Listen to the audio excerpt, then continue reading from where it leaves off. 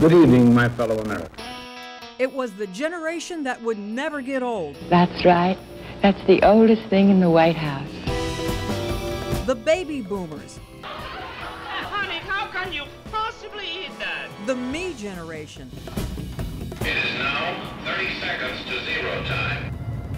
There may be some instances, for example, color television, where we're ahead of you. Spin now and worry later. The new Ford Mustang. Later is here. Hi, I'm Martie Salt, and welcome to Blindsided, the reality of caring for aging parents, Part 2, a 9-family connection special. The oldest of the baby boomers, who were born between 1946 and 1964, turned 70 this year. The silver tsunami is here, and research shows the U.S. is not ready for the tidal wave of care that will be needed, and Florida's at the epicenter. Research also shows those of you who are adult children, 30 and up, working, don't realize the huge implications this social reality will have on your life. Since our first Blindsided report a few weeks ago, we've dug deeper into the outrageous costs associated with aging in America. In the next 30 minutes, we'll explain what you likely don't know about assisted living facilities in Florida. Also, how to train for the job of caregiver you didn't ask for and just got handed. How are you, Mom? Jamie Ward may be taking out a loan. He feels desperate. Desperate's a good word, you know, how I feel on a daily basis with her, you know, sitting here in the house. You take all your medicine? His 79-year-old mother, relying on oxygen and a walker, has been through several cycles of falls, hospitalizations, rehab facilities, then back home. He's waiting for the next fall. Yeah, you come first. In the meantime, he and his girlfriend, Julie, are juggling jobs while tending to the full-time needs of Jamie's mom, 7 days a week. Are you hungry? Julie leaves her job as a legal assistant to run to Joan's house every day at noon to give medications and fix lunch. Julie and Jamie provide breakfast in the morning and dinner later.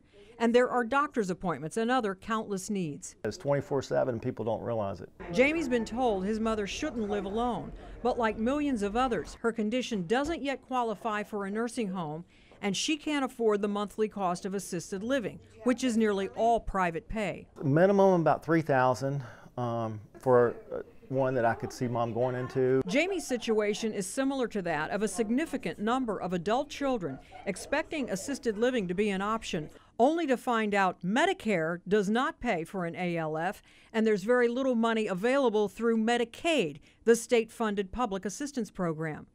Medicaid's wait list for assisted living funds is a year to 2 years, and if you're even approved, the assistance will fall hundreds to thousands of dollars short of the cost, which, according to Genworth Financial, averages $3,400 a month in the Central Florida area. Do you see adult children even putting parents' expenses on credit cards to try and pay for their care? Absolutely they are, and they're going into debt doing it. Barbara Cohenson is an elder law attorney who explains these facts to families all the time. Many people confuse assisted living facilities with nursing homes, but they're completely different, and here's how. Assisted living is for people who are still basically independent but need help with daily tasks such as meal preparation or medication. Long-term nursing home care is for people who have medical conditions that require round-the-clock skilled nursing. The cost of nursing home care in Central Florida runs from $7,000 to $10,000 a month. Very few people can afford that. Genworth Financial put the median price at $91,000 for last year. And who pays the bill for a nursing home? Let's begin with who doesn't pay. Medicare. Medicare is the health insurance program for people over 65. It generally pays towards doctor's visits, hospitalizations, and some rehab. If the person has any assets, they pay the nursing home bill until they run out of money, and then they would be eligible to apply for Medicaid. When you run out of money, does Medicaid automatically pick up the bill?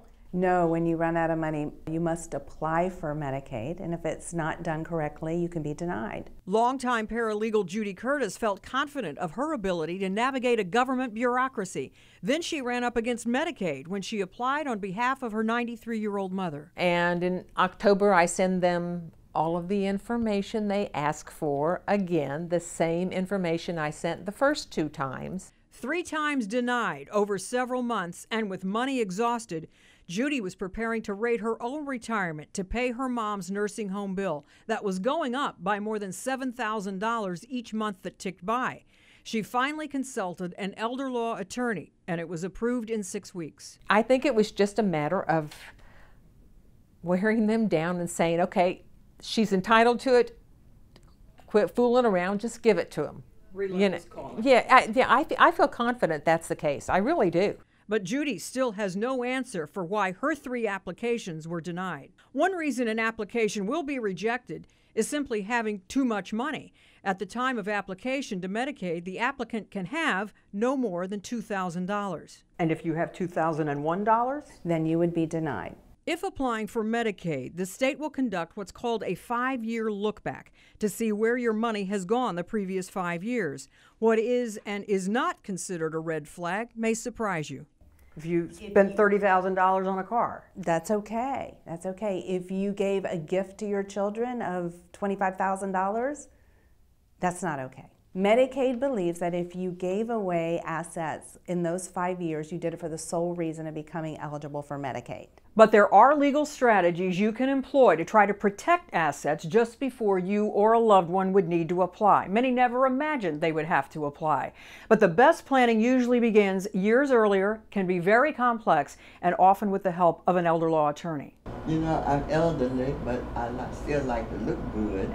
Dorothy Porter is 96 years old, 3 times a widow with no children. Her circumstances represent several in which many people could find themselves. I never asked for 1 penny. And now that I'm ageable and outlived all the people that I knew previously, now they won't give me my money that I work for. A state of Illinois employee for years, she receives a pension and Social Security, but they're not enough to cover the cost of a modest assisted living apartment in South Orlando. Friends from church have helped make up the difference, but they can't keep it up. She's been hoping to get some help from Medicaid, but it's been 2 years, and she still hasn't heard on her application. And so I have no alternative but to leave here because my funds are depleted. Medicaid would likely pay for Dorothy to go to a nursing home at a cost of $7,000 to $10,000 a month, but there is little to no financial assistance for her to stay in an assisted living facility, which would cost thousands less. It's the way the system is set up. Her friend Mary Jane. But for people who have worked all their lives and saved, I think there should be a better process. See, I'm 96 now, and I'm not dead yet, so they figure, well, this is a subtle way, not giving her the Medicaid, and she'll just die. Coming up next, the business of assisted living facilities in Florida. Have you heard of instances where people have passed away during the night and they actually weren't discovered until the 7 a.m. shift came? What you need to know about how they're regulated and what they can cost.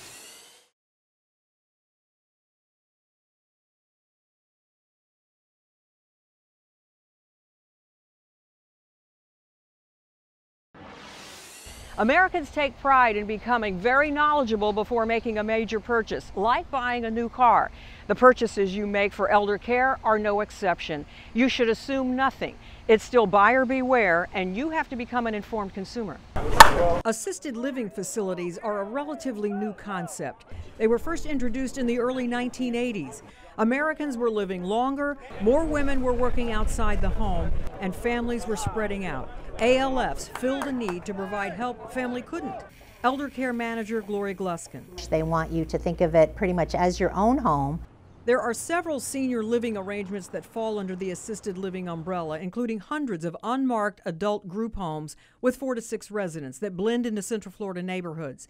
But probably the most visible assisted living arrangement is the large corporate-owned facility. She's my mother. Brookdale is the largest assisted living company in the country, operating more than 1,100 of what they call retirement communities. There are more than 30 in Central Florida, at least 75 in the state. But Brookdale is not the only one. This is a list of more than 200 assisted living corporations in the U.S. ALFs in Florida operate under rules that are set by the state legislature and are regulated by ACA, the Agency for Healthcare Administration. And they set the minimum standards, and Marty, they are minimum. Gluskin has worked in senior care for more than 35 years, including several as the executive director of a corporate ALF. Most common complaints about assisted living facilities? It's got to be lack of staff. Amy Cameron is what is called an aging life care manager. She heads the Cameron Group, which helps individuals and families with every aspect of age-related issues, including placement in ALFs. Her father lives in assisted living. Oftentimes you could have 25 to 45 people in a building and have 2 people there. Overnight, is it even worse? Yeah, oh yeah, but you could have 100 people with 2 staff. Is there any way of verifying that anybody ever saw their parent at all? There's no way to verify it. It's the honor system. By and large, there are no cameras or pass keys that would track electronically when someone entered your parent's room. In a facility with dozens of elderly residents, one fall overnight could easily occupy the attention of 2 aides, leaving anyone else with a problem without help or waiting a long time. Have you heard of instances where someone passed away overnight and they weren't discovered until the 7 a.m. shift arrived? Unfortunately, yes. That has happened, and nothing makes my heart hurt more than imagining my dad lying all night on the floor undiscovered.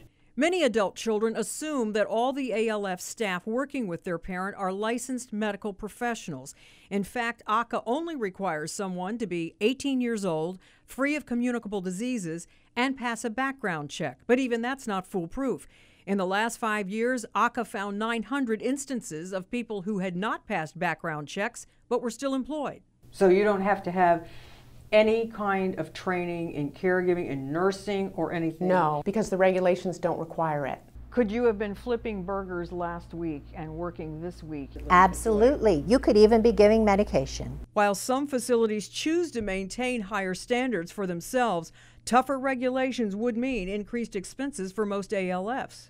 A nurse may be on site some part of the day, but it's not required. And unlike nursing homes or hospitals where a registered nurse or LPN is required to dispense medication, not so for ALFs. The truth of the matter is that the people that are giving the medications in many of the assisted living facilities are what's called a med tech, which only requires a 6-hour course. It was 4 hours until last year. So there could be many, many mistakes that the person may be written up for. Generally, these problems only get recognized when something bad happens. Genworth Financial says the average price for assisted living in Central Florida is $3,400 a month. That typically pays for the unfurnished room, meals, housekeeping, and laundry once a week, activities, and the promise that someone is available 24/7. But in many ALFs, once you need assistance, the bill can skyrocket. It's all ticked up till what you thought was $2,000 a month is now $5,000 a month. And that was exactly my experience as a daughter. In fact, Gloria's mother was in an assisted living facility for 4 years. Gradually, she needed more help, but Gloria and her sister Bobby were confident they weren't getting what they were paying for. Did you know that it wasn't happening?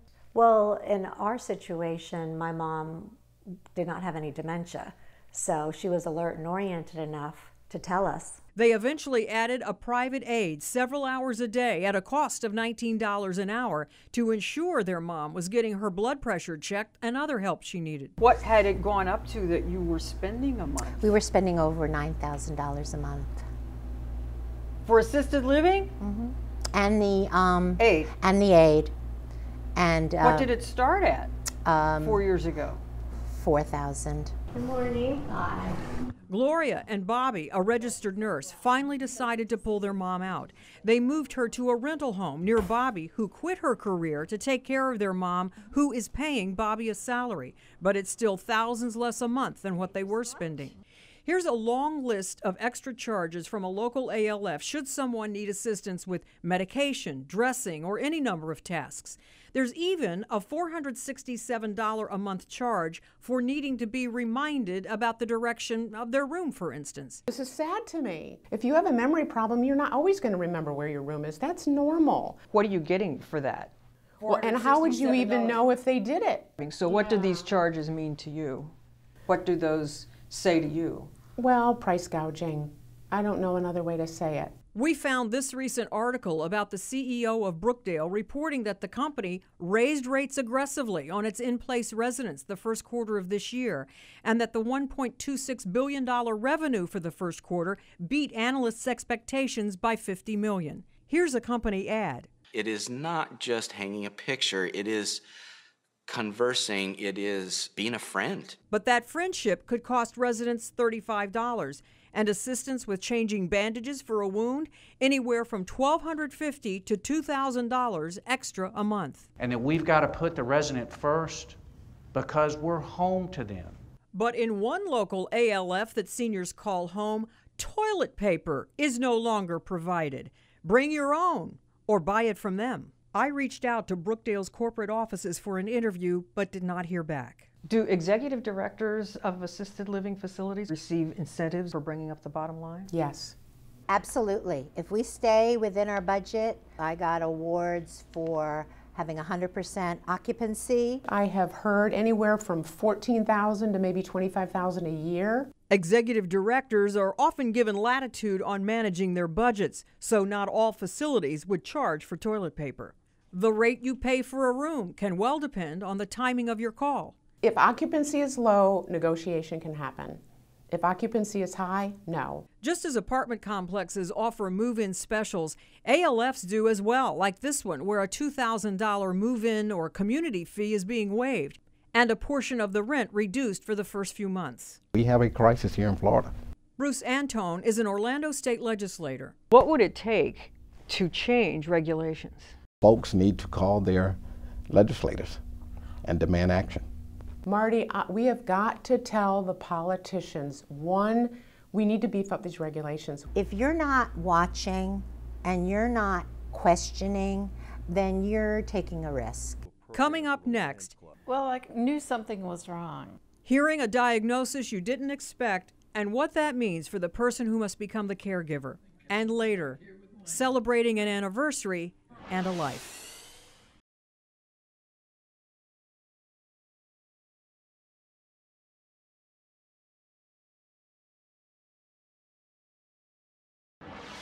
Caregiving is another component of being blindsided, whether you're an adult child, a spouse, or someone else stepping into that role. It's often a job you weren't expecting, but you can do it, and there are resources to help. 6 o'clock on Thursday in black, we have our anniversary. Dennis and Nancy Dolniak have a good time. Shouldn't be black then. Well, okay. Put some sparkly around it. They make up an active schedule for the week and stick to it. Loveliness. A schedule is important for someone like Nancy, who was a librarian at the FAMU Law Library and was diagnosed 2 years ago with mild cognitive impairment, a type of memory issue. It's kind of embarrassing to have a student correct your work. The diagnosis changed everything, and they both retired at 62. And do you feel less stress by being away from? Yes. Yes. Now I only have to deal with him. But Dennis has tackled the job of caregiving with the same passion he pursued his careers as UCF registrar and later a marketing VP. Reducing expectations and becoming more flexible is a key to making it work. But he had to learn it. Very, very useful skill for you is to learn when not to intervene. Edith Gendron, a counselor with the Alzheimer's and Dementia Resource Center in Orlando, teaches a 4-week class called The Savvy Caregiver. It has nothing to do with making a hospital bed. Caregiving is a set of skills. It is something that must be taught. Dennis took the class. Acceptance is a long process, but he has accepted that this is the way it's going to be. Edith teaches skills that reduce stress for both the person and the caregiver. What is a secret to communicating with someone who has memory issues? First important thing is to not test, quiz, question. It's not about what you want, it's about what the person with the illness can do. Once Dennis and Nancy got her diagnosis, they got busy making plans. Use the time from the identification early on to plan. While Nancy's condition is not one they would choose, they do choose to embrace their life changes differently than many people. Has this actually enriched your marriage, this experience? I think so. I think that we do spend a lot more time together than we did before, and he's a lot more patient. We have good days and bad moments. And later, this is very sweet. Sharing a visit with my parents.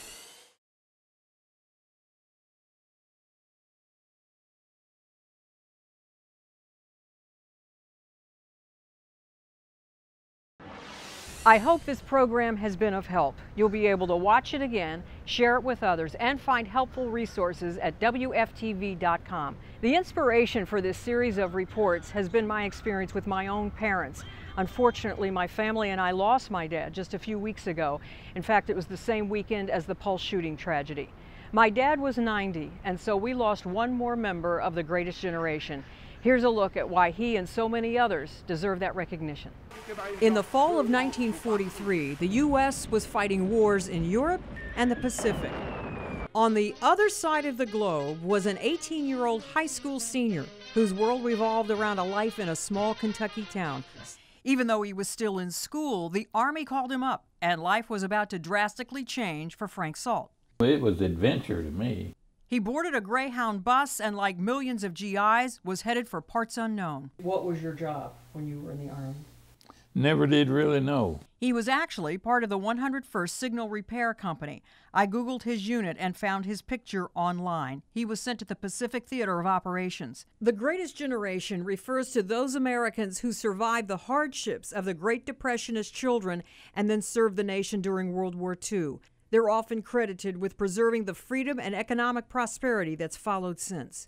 My dad returned from the war, married his high school sweetheart, my mother, and began his career with the Burroughs Corporation. They raised a family that includes my sister and me. This past May, we celebrated their 69th wedding anniversary. My son read my dad's card for my mom. I'm a blessed man and so very thankful God brought us together. With love on our anniversary, love, Dad. It is a moment like this that makes the effort to do my best for them worth it. Just 3 weeks after this video, my dad passed away. A stroke 5 years ago served as a reminder that things needed to be said. And we told Dad and Mom many times, several times, how proud we were of them and the life that they had created for us.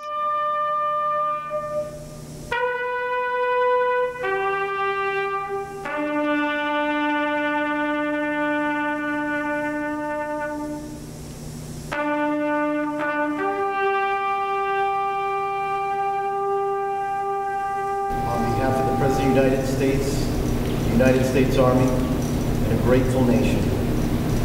Please accept this flag as a symbol of appreciation for your loved one's honorable and faithful service.